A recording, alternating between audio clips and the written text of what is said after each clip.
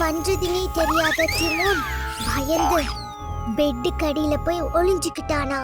அப்போ அங்க பெருசா ஒரு உருவம் அங்க வந்து நின்றுச்சான். அந்த டைம்ல டிமோன் இன்னும் பயந்துட்டான். பயந்த நம்ம டிமோனுக்கு அப்பதான் தெரிஞ்சது வந்தது யாருன்னு. அது அவனோட ஃப்ரெண்டு.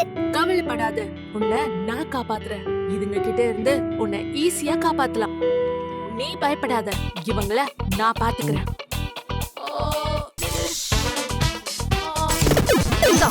வாங்க.